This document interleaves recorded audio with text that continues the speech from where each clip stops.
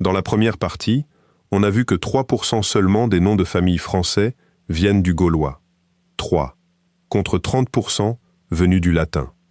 Beaucoup d'entre vous ont posé la même question en commentaire. Si les Gaulois n'ont presque rien laissé dans les noms de famille, où sont-ils passés? Voici la réponse. Ils sont passés dans la carte. Et là, ils n'ont pas laissé 3%. Ils ont tout pris. Rome a conquis la Gaule, l'a pavée, l'a administrée pendant 5 siècles et a rebaptisé chacune de ces grandes villes avec un nom latin. Aujourd'hui, presque aucun de ces noms romains n'existe plus. Voici les 15 villes françaises qui portent le nom d'un peuple gaulois. La vôtre, en fait-elle partie? Abonnez-vous, activez la cloche et restez avec moi. Numéro 1. Paris. Le nom romain de la ville était Lutèce. En latin, Lutetia. Ce nom a été utilisé pendant plus de 400 ans. Il figure dans les textes, sur les bornes, dans l'administration impériale. Lutèce était une vraie ville romaine, avec ses thermes, son forum, ses arènes, dont il reste encore des vestiges aujourd'hui dans le 5e arrondissement. Et il a disparu. Vers la fin de l'Empire, on cesse progressivement de dire Lutèce. On dit la cité des Parisi, Lutetia Parisiorum, puis simplement Parisi, puis Paris. Les Parisi étaient le peuple gaulois qui occupait les îles et les rives de la Seine. César les cite dans son récit de la guerre des Gaules. Ils battaient leur propre monnaie. De très belles pièces d'or au cheval stylisé, que les archéologues retrouvent encore aujourd'hui, et qui comptent parmi les plus remarquables de tout le monde celtique. Et il faut mesurer une chose. Les Parisis n'étaient pas un grand peuple. César les mentionne à peine. Ils n'ont mené aucune bataille décisive, ils n'ont produit aucun chef célèbre. Ils occupaient quelques îles sur un fleuve. 2000 ans plus tard, leur nom est l'un des plus connus de la planète. Autrement dit, la capitale de la France ne porte pas le nom que Rome lui avait donné. Elle porte le nom du peuple que Rome a vaincu. Numéro 2. Reims. Nom romain, Durocortorum. C'était l'une des plus grandes villes de toute la Gaule, capitale de la province de Gaule-Belgique. Le peuple qui vivait là s'appelait les Rèmes, en latin, Rémi. Et les Rèmes ont une particularité dans toute cette histoire. Ce sont eux qui ont choisi Rome. Dès le début de la guerre des Gaules, ils se rangent du côté de César plutôt que de résister. Pendant que d'autres peuples se faisaient massacrer, eux négociaient. Ce choix leur vaudra un statut privilégié et une prospérité considérable pendant tout l'Empire. Durocortorum devient l'une des villes les plus riches de Gaule, avec un réseau routier qui converge vers elle. Ils ont gagné leur pari, et pourtant, leur ville a fini par perdre son nom romain, exactement comme toutes les autres, pour reprendre le leur. Collaborer n'a rien changé au résultat final. C'est le nom du peuple qui est resté, pas celui de l'Empire. Numéro 3. Amiens. Nom romain, Samarobriva. Un nom d'ailleurs entièrement gaulois à l'origine, formé sur Samara, l'ancien nom de la Somme, et Briva, qui veut dire le pont sur la Somme. César y a installé son quartier général pendant l'hiver 54 avant notre ère. Le peuple qui vivait là, ce sont les Ambiani, et c'est leur nom qui a survécu. Notez au passage ce que ça implique. Le nom romain de la ville était déjà un nom gaulois, et il a quand même été remplacé par un autre nom gaulois. Le gaulois a battu le gaulois. Et le mot Briva, le pont, n'a pas disparu pour autant. On le retrouve encore aujourd'hui dans le nom de la ville de Brive, en Corrèze. Numéro 4. Bourges. Nom romain, Avaricum. Et derrière ce nom, il y a l'un des épisodes les plus violents de toute la conquête. En 52 avant notre ère, pendant le soulèvement général de la Gaule, Vercingétorix décide de pratiquer la terre brûlée, détruire les villes pour affamer l'armée romaine. Mais les habitants d'Avaricum supplient qu'on épargne la leur. Ils obtiennent gain de cause. César met le siège. La ville tombe. Selon son propre récit, sur environ 40 000 personnes présentes dans la place, à peine 800 en sortent vivantes. Le peuple qui vivait là s'appelait les Bituriges. Leur nom signifie quelque chose comme « les rois du monde ». Ils ont donné Bourges, et ils ont aussi donné le nom de toute une région, le Berry. Numéro 5. Poitiers. Nom romain, Limonum. Le peuple, les Pictons ou Pictaves. Ils ont donné leur nom à la ville et à la province entière, le Poitou. Deux mots issus du même peuple, l'un pour la ville, l'autre pour le territoire. Et il y a une troisième trace, beaucoup plus loin. Le même radical se retrouve dans le nom des Pictes, ces peuples du nord de l'actuelle Écosse, contre lesquels les Romains ont fini par bâtir un mur. Les spécialistes discutent encore du lien exact, mais l'écho est là. Et il faut noter ici un mécanisme qui va se répéter tout au long de cette vidéo. Quand Rome a organisé la Gaule, elle ne l'a pas découpée au hasard. Elle s'est appuyée sur les territoires des peuples existants pour tracer ses circonscriptions administratives, qu'elle appelait des civitats. Ces découpages ont ensuite survécu à l'Empire.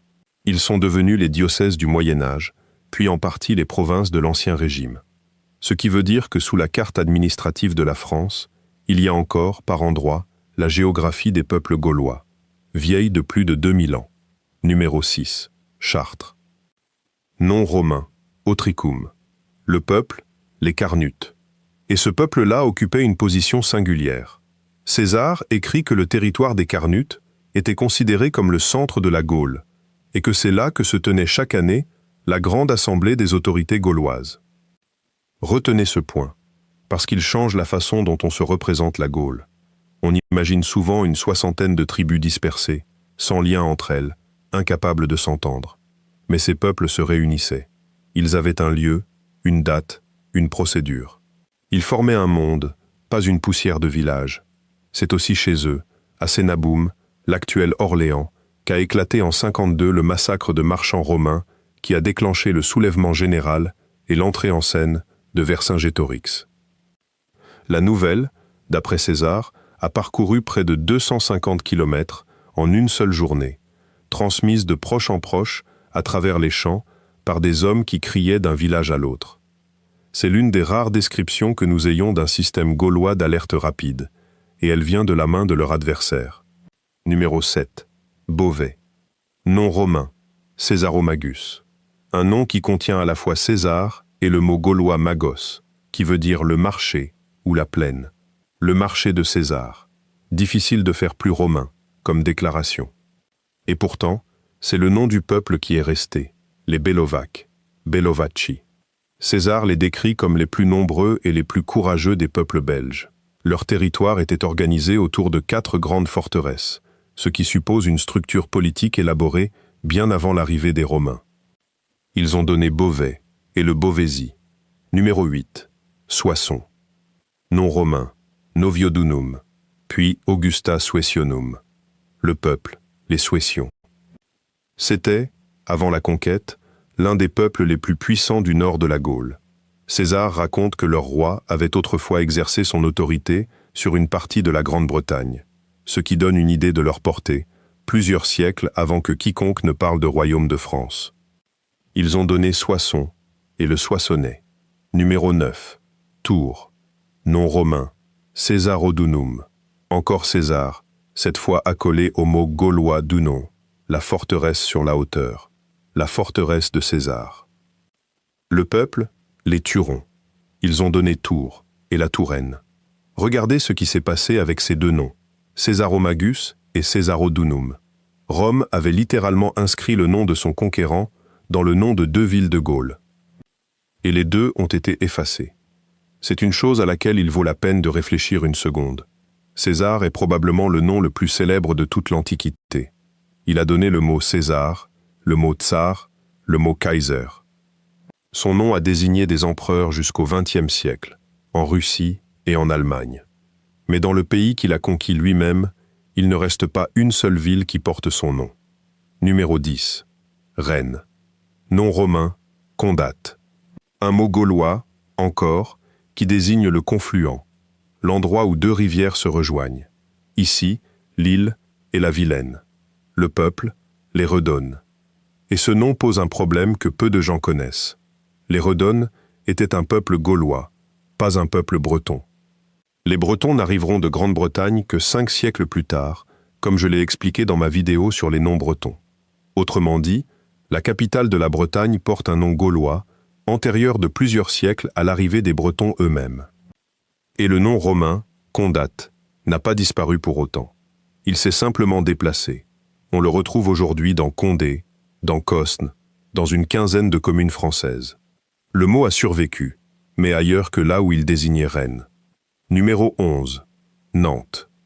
Nom romain, Conde Vincum, ou Portus Namnetum. Le peuple, les Namnettes. Et il y a ici un détail que peu de gens remarquent. Nantes et Rennes, les deux plus grandes villes de la Bretagne administrative d'aujourd'hui, portent toutes les deux des noms de peuples gaulois. Pas des noms bretons, pas des noms romains, des noms de peuples qui vivaient là avant les uns comme avant les autres. Numéro 12, Angers. Nom romain, Julio Magus.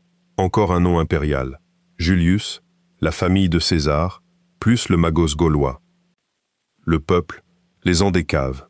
Ils ont donné Angers et l'Anjou, et par l'Anjou, la dynastie des Plantagenets, qui régnera sur l'Angleterre pendant plus de 3 siècles. Le nom d'un peuple gaulois est ainsi arrivé jusque sur le trône d'Angleterre. Numéro 13. Limoges. Nom romain, Augustoritum. Auguste, plus ritu, qui veut dire le gai en gaulois. Le gai d'Auguste. Le peuple, les Lémovis.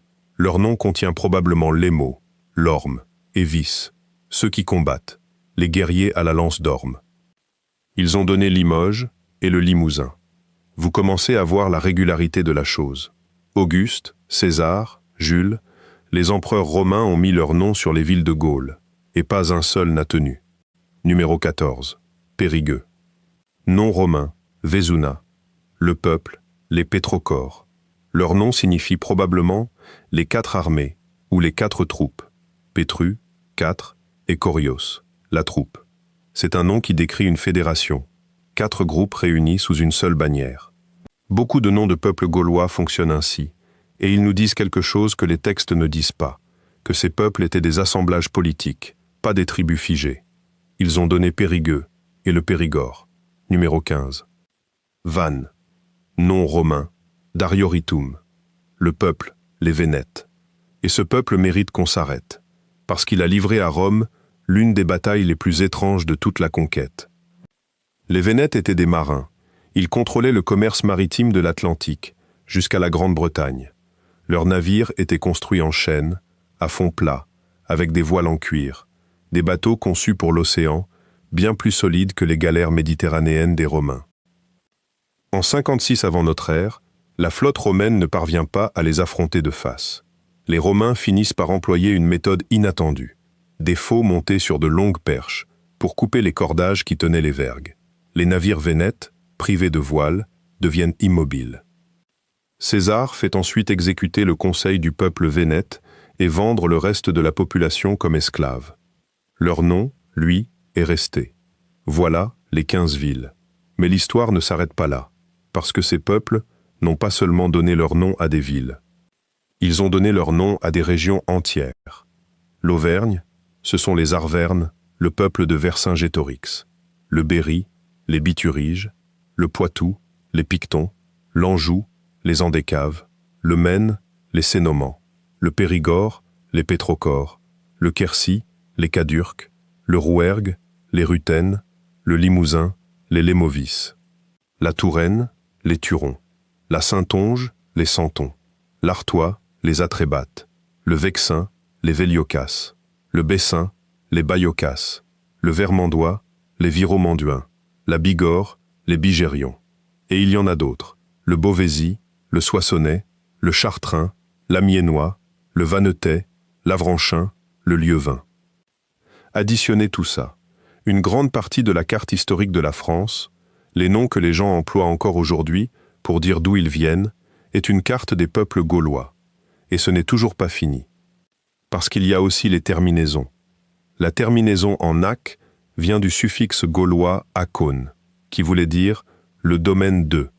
On prenait le nom d'un propriétaire, on ajoutait le suffixe « Cognac »,« Aurillac »,« Bergerac »,« Cadillac »,« Jarnac »,« Chirac »,« Aurillac ». Dans le nord de la France, le même suffixe a évolué autrement. Il a donné y, ei, et, ce qui veut dire que Cognac dans le sud et Cogny dans le nord sont, à l'origine, exactement le même nom. La terminaison en œil vient de Yalos, d'abord la clairière, puis le village. Auteuil, Nanteuil, Verneuil, Argent. La terminaison en din vient de Dunon, la place forte sur une hauteur. Verdun, Loudun, Issoudun, Châteaudun. Et Lyon, qui s'appelait Lugdunum. Le mot Magos, le marché, se cache dans Rouen et dans Noyon. Le mot Briva, le pont, dans Brive. Le mot Condate, le confluent, dans Condé et dans Cosne. Et enfin, il y a les rivières, la Seine, la Loire, la Marne, la Somme, l'Oise, le Rhône, la Saône, l'Yonne, l'Aisne, la Vienne, l'Allier, le Cher, la Garonne, la Durance, l'Isère. Tous des noms gaulois, et pour certains, des noms encore plus anciens que le Gaulois lui-même. Les Romains sont arrivés, les Francs sont arrivés, les Vikings sont remontés jusqu'à Paris. 3 vagues de conquérants, chacune imposant sa langue, ses lois, ses noms de personnes. Et pas un seul n'a jamais rebaptisé les fleuves. Alors maintenant, la vraie question. Pourquoi? Pourquoi les noms romains ont-ils disparu alors que Rome a dominé ce territoire pendant 5 siècles, y a construit des routes, des aqueducs, des arènes et des villes entières? Voici l'explication, et elle est très concrète.